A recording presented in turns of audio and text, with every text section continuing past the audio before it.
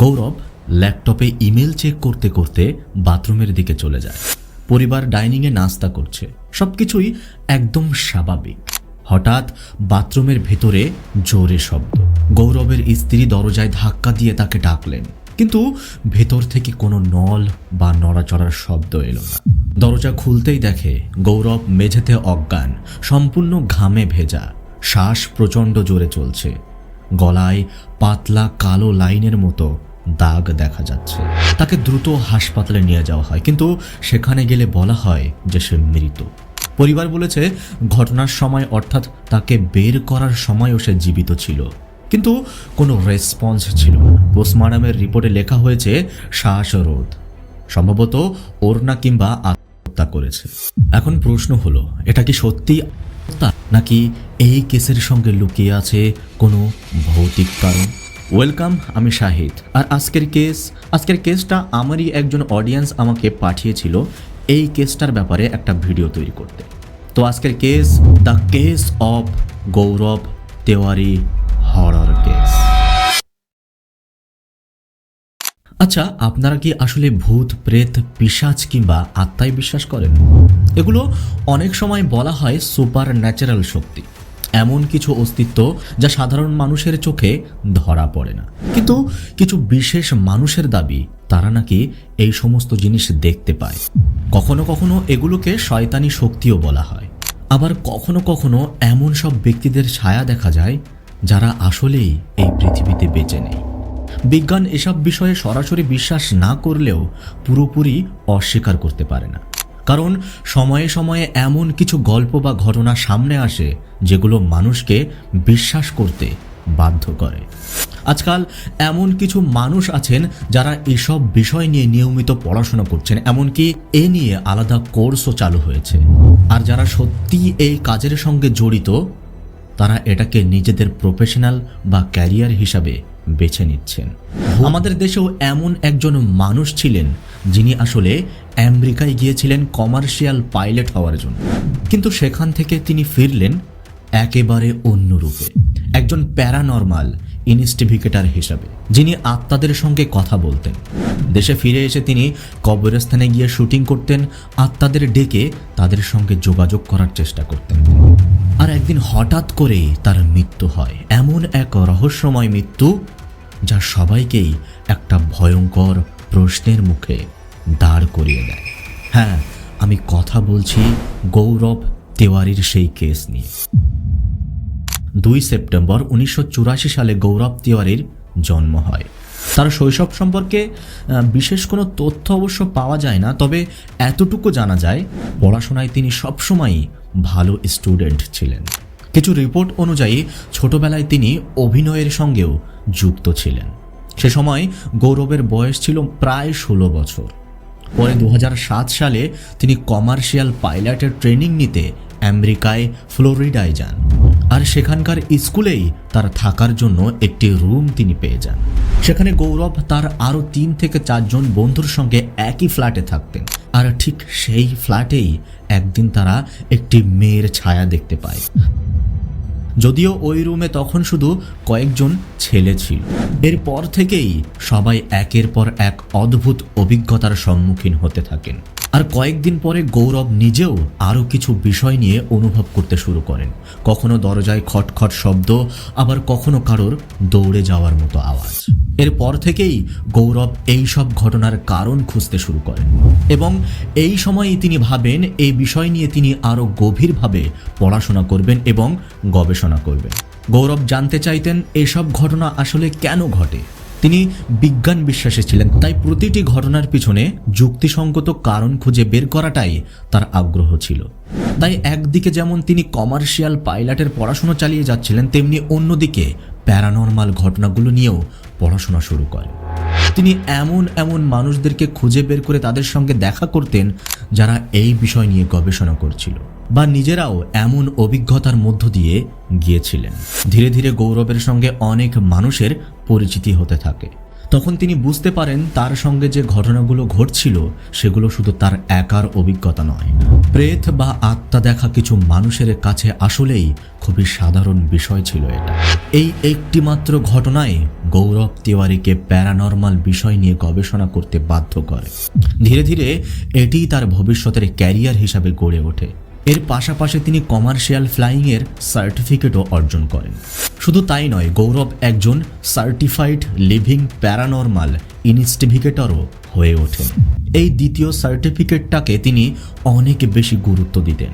সার্টিফিকেশনের পড়াশোনা শেষ করার পর গৌরব আমেরিকার পাশাপাশি বিশ্বের বিভিন্ন প্রান্তে ঘুরে বেড়ান। ঠিক এই সময় ফ্লোরিডায় metaphysical search of humanistic science গৌরবকে রেভারেন্ড পদ প্রদান করেন।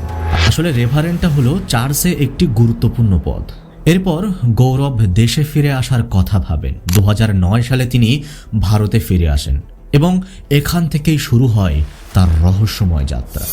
কখনো তিনি ক্যামেরা ও অন্যান্য সরঞ্জাম নিয়ে কবরস্থানে চলে যেতেন, কখনো তিনি শ্মশান ঘাটেও পৌঁছাতেন।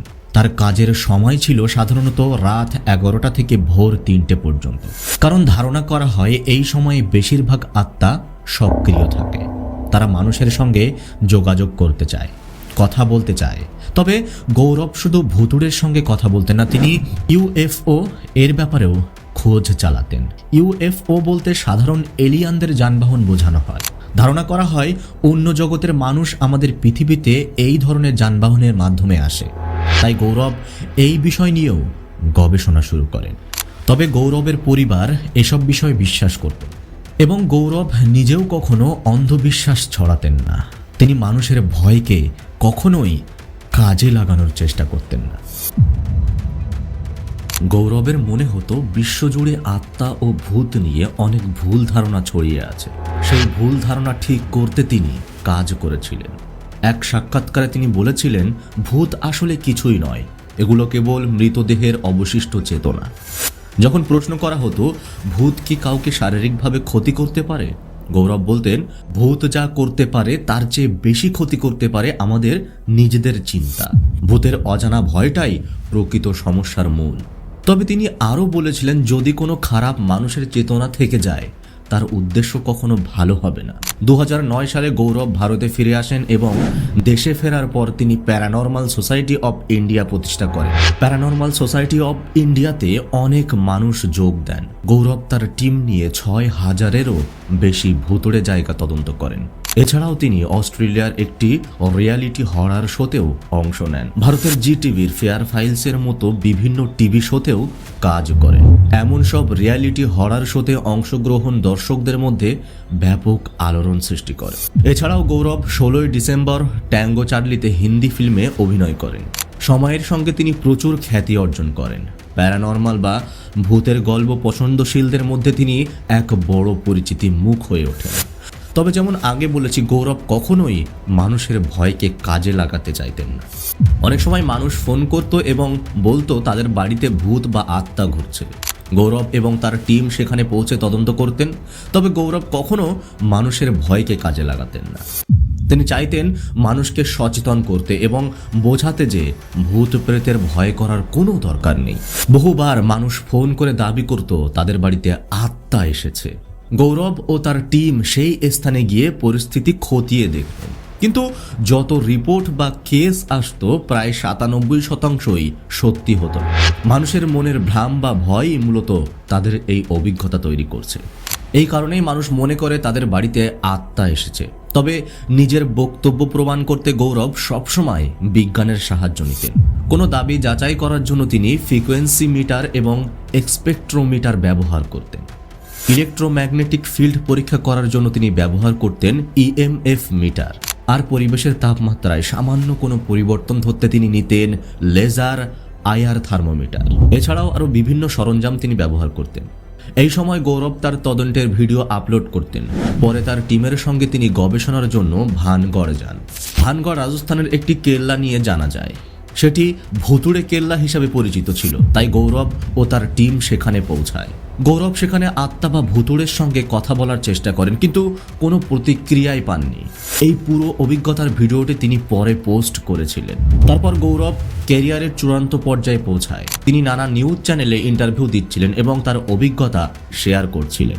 এক ইন্টারভিউতে গৌরব এমন একটি কেসের কথা জানান যা শোনার পর মানুষের রোমাঞ্চ আরও বেড়ে যায়। তিনি বলেছিলেন, গুড়গাঁওয়ে একটা কল সেন্টার ছিল যা এখন বন্ধ।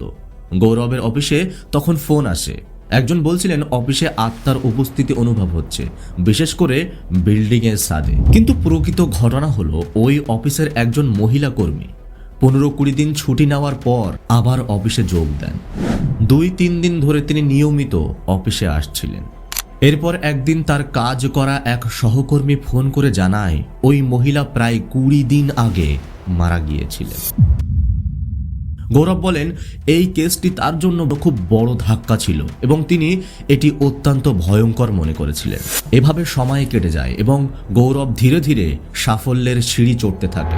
জানুয়ারি 2016 সালে গৌরব বিবাহ করেন এবং পরিবার খুব সুখী ছিল। তবে গৌরবের কাজের ধরন এমন ছিল যে তাকে প্রায় রাতে বাইরে যেতে হতো। এই কারণে তার স্ত্রীর সঙ্গে তার মাঝে মাঝে ছোটখাটো ঝগড়াও হতো।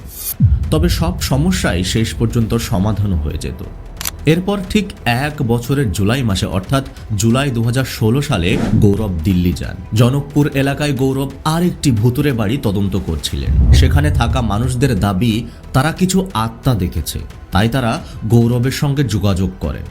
গৌরব তার টিম নিয়ে ওই বাড়ির তদন্তে যান। 6 জুলাই রাতে গৌরব বাড়ি থেকে বের হন এবং প্রায় রাত 2টোর দিকে বাড়ি ফিরে আসেন। এই কারণে আবার তার স্ত্রীর সঙ্গে তার ছোটখাটো ঝগড়া হয়। পরিস্থিতি কিছুটা উত্তপ্ত হলেও পরে দুজন ঘুমোতে চলে যান। একই বাড়িতেই গৌরবের বাবা ও মা থাকতেন। রাত হলে তারা সবাই ঘুমিয়ে পড়েন। সকালবেলা গৌরব উঠলেন এবং বাকি সবাই ডাইনিং এরিয়াতে নাস্তা করলেন। এরপর গৌরব ল্যাপটপে কিছু ইমেল চেক করতে শুরু করেন। এরপর তিনি বাথরুমে চলে যান। অনেকক্ষণ সেখানে থাকার পর নিচ থেকে একটি জোরে শব্দ আসে। মনে হলো কেউ পড়ে গেছে। সবাই সেখানে উপস্থিত ছিলেন, কিন্তু গৌরবের স্ত্রী উঠে বাথরুমের দরজায় কড়া নেড়ে ডাকলেন, কিন্তু ভেতর থেকে কেউ দরজা খুলল না। এমনকি ভেতরের নল চলার কোনো শব্দও ছিল না। পরে ঝুঁকে দেখলেন গৌরব অজ্ঞান হয়ে পড়ে আছেন। তিনি সম্পূর্ণ ভিজে গেছেন ঘামে, শ্বাস প্রশ্বাস জোরে জোরে চলছে। স্ত্রী তৎক্ষণাৎ সবাইকে ডাকলেন এবং তখন দরজা খোলা হলো। পরিবারের সবাই আতঙ্কিত। হঠাৎ কি হলো কেউ বুঝতেই পারছিল না। গৌরবের গলায় কালো রঙের একটি রেখার মতো দেখা যাচ্ছিল। পুলিশ ডাকা হয় এবং তদন্ত শুরু করা হয়। গৌরবের লাশ পোস্টমর্টমের জন্য পাঠানো হয়। রিপোর্টে উল্লেখ করা হয় শ্বাসরোধে মৃত্যু হয়েছে। অবশ্য পুলিশ এটিকে আত্মহত্যা হিসাবে ঘোষণা করে, তবে পরিবার তা মানতে রাজি হয়। গৌরবের বাবা বলেন, গৌরবের কোনো কমতি বা কোনো সমস্যা ছিল না, সবকিছুই তার কাছে সম্পূর্ণ ছিল। তাহলে কেন সে এমন পদক্ষেপ নিল? এ নিয়ে গৌরবের স্ত্রী একটি চমকপ্রদ তথ্য প্রকাশ করেন। তিনি জানান, কয়েকদিন আগে গৌরব বলেছিল মনে হচ্ছে যেন সবসময় কেউ তাকে পিছু নিচ্ছে, ক্রমাগত তার দিকে তাকিয়ে দেখছে। গৌরব আরও বলেছিল চারপাশে নেগেটিভ এনার্জির অনুভূতি হচ্ছে তার। স্ত্রী ভেবেছিল সম্ভবত কাজের চাপ বেশি থাকায় এমন অনুভূত হচ্ছে। আর তখন তার স্ত্রীর এই বিবৃতি ছড়িয়ে পড়ে আগুনের মতো এবং সবাই প্রশ্ন করতে থাকে আসলে কি এমন ঘটেছে। আশ্চর্যের বিষয়, মৃত্যুর ঠিক কয়েকদিন আগে অর্থাৎ 6 জুলাই গৌরব তিওয়ারি এক বড় ম্যাগাজিনের ফ্রন্ট কভারে ছিলেন। তিনি নিজেই সেই ছবি সোশ্যাল মিডিয়ায় শেয়ার করেছিলেন। যাদের আত্মাদের পিছনে গৌরব বছরের পর বছর ছুটলেন, তাদের কি কোনো আত্মাই তার মৃত্যুর কারণ হতে পারে? পুলিশ এই থিওরি পুরোপুরি খারিজ করে, কিন্তু গৌরবের সঙ্গে কাজ করা কিছু মানুষ এটাকে হার্ট অ্যাটাক বলে মনে করে। তার অনেক ফ্যান ফলোয়ার আজও বুঝতে পারেনি গৌরবের মৃত্যু আসলে কিভাবে হলো, তার মৃত্যুর প্রকৃত কারণ কি। এ নিয়ে আজও অনেক প্রশ্ন জড়িয়ে আছে। গৌরব তিওয়ারি কি সত্যি আত্মহত্যা করলেন, নাকি কেউ তাকে হত্যা করেছে? তার কাজে কি মৃত্যুর পেছনের সবথেকে বড় কারণ হয়ে দাঁড়িয়েছে? অদৃশ্য অতিথিরা কি তার শত্রু হয়ে দাঁড়িয়েছে, নাকি তার পেছনের নেগেটিভ চিন্তাই তাকে এই পদক্ষেপে নিয়ে এসেছে? মৃত্যুর আগে গৌরব কি কোনো অনুভূতি পেয়েছিলেন? এই প্রশ্নের উত্তর হয়তো গৌরবের সাথেই চলে গেছে। তো প্রিয় দর্শক, আপনারা এই পুরো ঘটনার ক্ষেত্রে কি মনে করেন? গৌরবের মৃত্যু কি শুধুই দুর্ঘটনা, নাকি এই ঘটনার পিছনে আরও কোনো রহস্য লুকিয়ে আছে? আপনাদের বক্তব্য অবশ্যই কমেন্ট বক্সে কমেন্ট করে জানাবেন, কারণ একজন ভূত ধরতে দেওয়া মানুষের সঙ্গে এরকম ভুতুড়ে কাণ্ডটাও একটা চিন্তা করার মতো বিষয়। তো প্রিয় দর্শক, আজকের ভিডিও এই পর্যন্তই। দেখা হবে আবার পরের ভিডিওতে। সে পর্যন্ত সুস্থ থাকুন, ভালো থাকুন, সতর্ক থাকুন এবং বেশি সাহস দেখানোর আগে সেই জায়গাটিকে একটু ভালোভাবে বুঝে নিন।